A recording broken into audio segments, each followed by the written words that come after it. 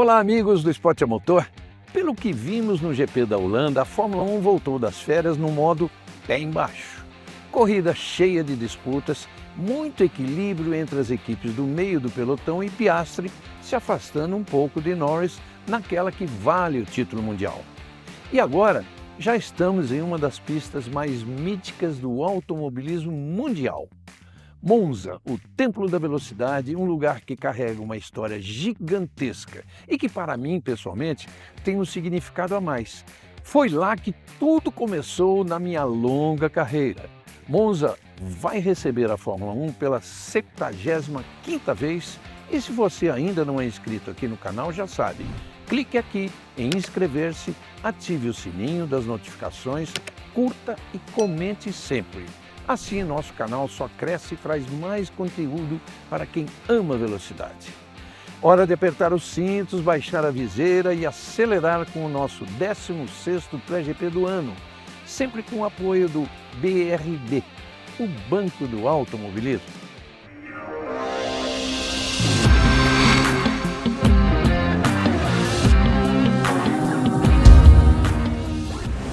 A Itália representa a raiz do automobilismo de competição. Nos anos 50, quando surgiu a Fórmula 1, as equipes e os pilotos italianos eram os grandes ídolos mundiais. As marcas mais famosas eram Alfa Romeo, Ferrari, Maserati. Mais tarde, com a união das pequenas equipes inglesas, a base do automobilismo trocou de endereço. Mas a paixão pela velocidade permaneceu na Itália e lá estará para sempre. Essa paixão sem limites tornou conhecido mundialmente o termo tifose. Em italiano, tifare significa torcer, mas tifose, que é torcedores no plural, significa mais do que isso. É usado com o sentido de fanatismo. Assim é conhecida a fanática torcida italiana hoje concentrada na Ferrari. A Itália é um país que carrega milênios de história em cada pedra, em cada cidade, em cada região. Uma terra que moldou parte do mundo que conhecemos hoje. A história dessa região é marcada pela ascensão e queda do Império Romano, a invasão de povos germânicos e, mais tarde, o surgimento de cidades-estado que formaram a Península Itálica.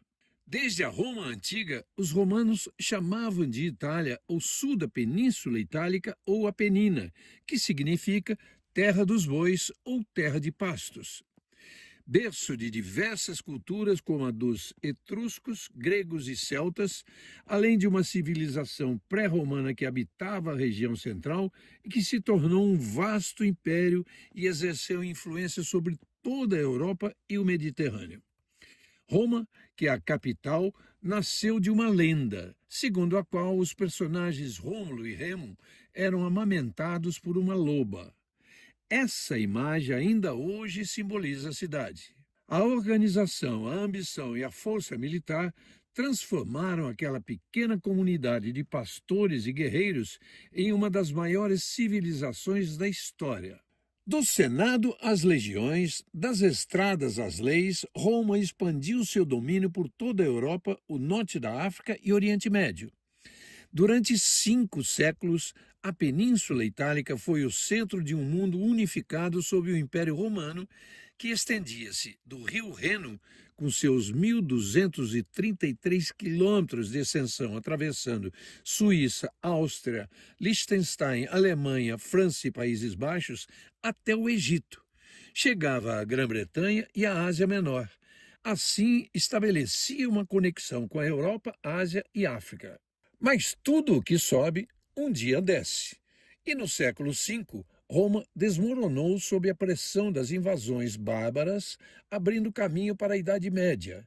Nesse período, a Itália se tornou um mosaico de reinos, repúblicas e cidades-estado. De um lado, o poder do papado no Vaticano, em Roma. De outro, as ricas cidades mercantis como Veneza, Gênova e Florença, que controlavam o comércio pelo Mediterrâneo.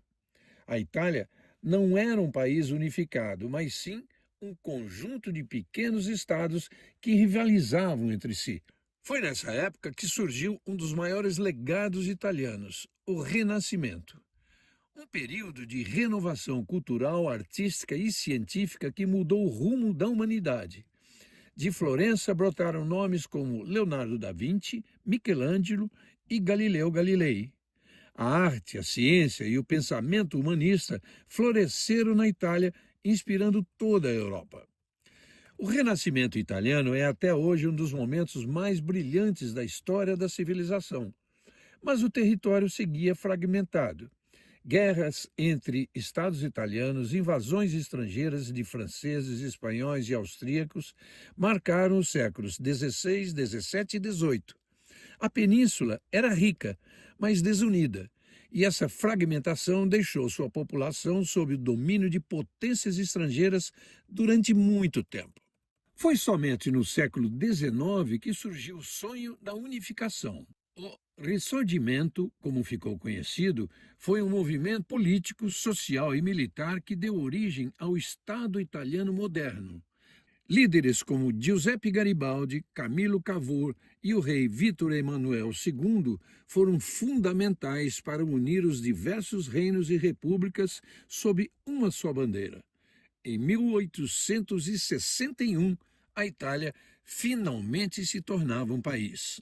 Mas a unificação não foi o fim dos desafios. As desigualdades entre o norte industrializado e o sul agrário marcaram profundamente a sociedade. Muitos italianos emigraram para outras partes do mundo, inclusive para o Brasil, levando sua cultura, sua língua e seus costumes para novas terras. No século XX, a Itália se envolveu nas duas grandes guerras mundiais. Na primeira, lutou ao lado dos aliados, mas o pós-guerra trouxe dificuldades. E foi nesse contexto de crise que surgiu o fascismo de Benito Mussolini, levando o país a uma aliança com a Alemanha de Hitler durante a Segunda Guerra. Os anos foram duros, marcados por conflitos, resistência e pela queda do regime em 1943. Depois desse período sombrio, a Itália ressurgiu como uma república em 1946. Nos anos seguintes, seu povo reconstruiu cidades, indústrias e tradições.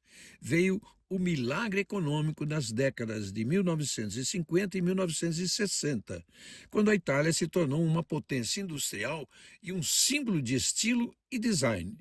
Foi a época em que marcas italianas de moda, automóveis e arquitetura se consolidaram como referências mundiais. Hoje a Itália é um país que equilibra o passado e o presente. De Roma a Milão, de Nápoles a Veneza, de Turim a Florença, a história está viva nas ruas, nas praças, nas igrejas e nos museus. Um lugar onde a arte se encontra com a gastronomia e a cultura clássica caminha ao lado da modernidade. Um país que continua inspirando o mundo, como fez ao longo dos séculos. A Itália é mais do que um país. É um símbolo de resistência, de criatividade e de beleza. Sua história é feita de guerras e renascimentos, de divisões e uniões, de quedas e reconstruções. Uma história que não terminou, porque a Itália segue reinventando-se, sempre fiel à sua essência. Para termos uma ideia do tamanho da história do Circuito de Monza, basta dizer que ele é o terceiro autódromo permanente da história. Inaugurado em 1922, passou a fazer companhia para as pistas de Indianápolis, nos Estados Unidos, e Brooklands, no Reino Unido. Esta nem existe mais.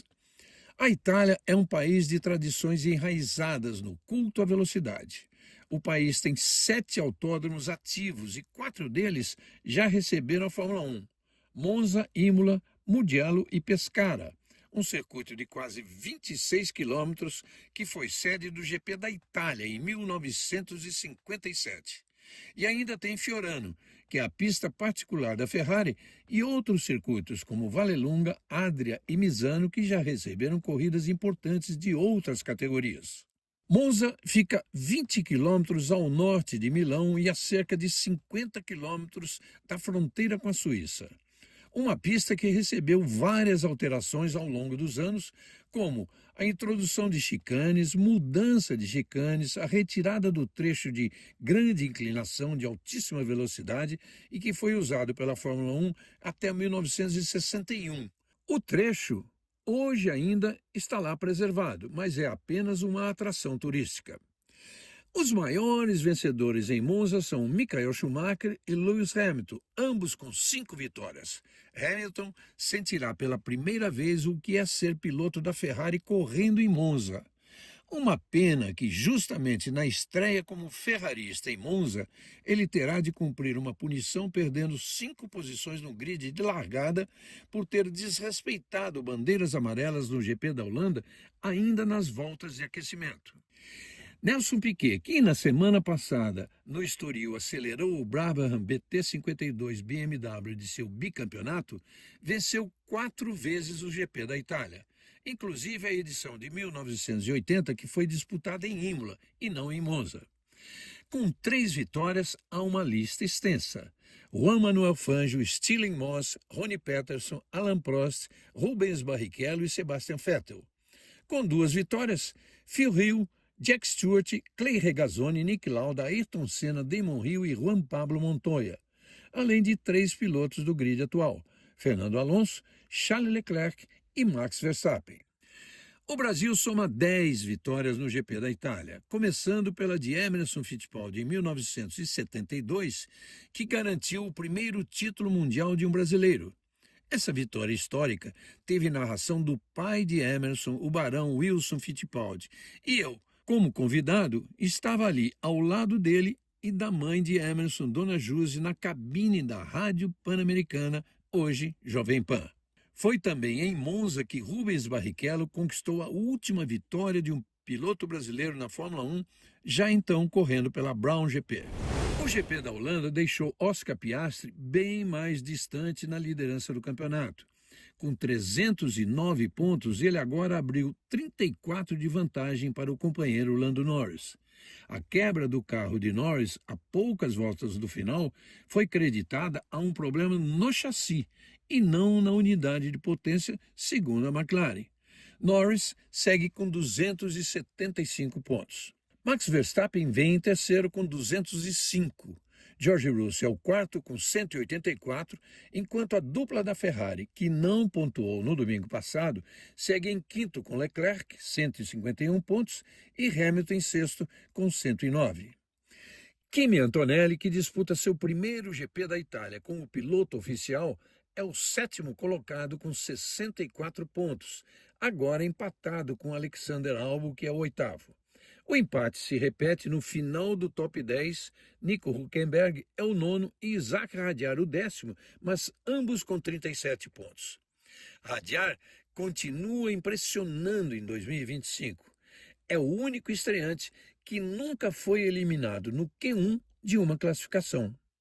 Ian Zandvoort conquistou seu primeiro pódio, comemorado pela Racing Bulls como uma vitória. Só que, no meio da festa, acabou quebrando o seu rico troféu em porcelana. Entre as equipes, o abandono de Lando Norris não trouxe danos à liderança da McLaren, que, graças à vitória de Piastri, mantém uma distância que é mais do que o dobro dos pontos da segunda colocada. 584 pontos tem a McLaren contra 260 da Ferrari, que ficou no zero na última corrida. A Mercedes, no entanto, volta a se aproximar dos italianos, agora com 248, ou seja, apenas 12 atrás da Ferrari. A Red Bull, que pontuou com Verstappen e com Tsunoda, segue em quarto, agora com 214 pontos. A Williams mantém a quinta posição com 80, do sexto ao nono lugar na tabela de construtores está sempre variando. A Sauber, que ocupava a sexta posição, desceu para a oitava com 51 pontos. E a Aston Martin subiu para sexto com 62, tendo a Racing Bulls na cola em sétimo com 60. A Haas é a nona com 44. A Alpine, que tem 20, é a única equipe do grid a só ter pontuado com um piloto, no caso, Pierre Gasly. Horários tradicionais dos GPs europeus facilitam a vida do torcedor brasileiro. O Band Esportes transmite ao vivo os 3 treinos livres, na sexta-feira, às 7h30 da manhã e ao meio-dia. E também no sábado, às 7h30 da manhã, com o treino livre 3. A classificação acontece às 11 horas de sábado e tem transmissão ao vivo da Band e do Band Esportes. No domingo, dia da corrida, largada às 10 da manhã, mas a nossa transmissão começa antes, às 9 horas, com toda a nossa equipe nos estúdios da Band e também com o time de reportagem direto da Itália, trazendo todas as informações em primeira mão. Na Holanda, a Sauber de Gabriel Bortoleto e Nico Hülkenberg já não esperava nada do carro pelo tipo de pista. E com isso, a equipe interrompeu a sequência de bons resultados que vinha acumulando já há algum tempo, algumas provas. O circuito de Monza é o oposto de Zandvoort. É uma pista que favorece os carros mais velozes. E o da Sauber não está entre eles. Mas é o circuito em que Bortoleto sempre deixou marcas importantes na sua carreira. Foi onde ele confirmou o seu título na Fórmula 3 em 2023 e, principalmente, onde ele conquistou a sua vitória mais importante no ano passado na Fórmula 2. Largando da última posição, ele fez ultrapassagens em sequência e, ajudado por um safety car assim na hora certa e com uma estratégia certa, acabou vencendo a corrida. Isso diante dos olhares surpresos de todo o pessoal da Fórmula 1. Um resultado tão importante que acabou sendo decisivo no momento em que ele estava em plena negociação com a Sauber e Audi. Por essas conquistas e por ter vivido na Itália por vários anos desde o kart, inevitavelmente o GP em Monza acaba sendo uma segunda casa para Gabriel. E o fim de semana tem ainda outras atrações para o torcedor brasileiro.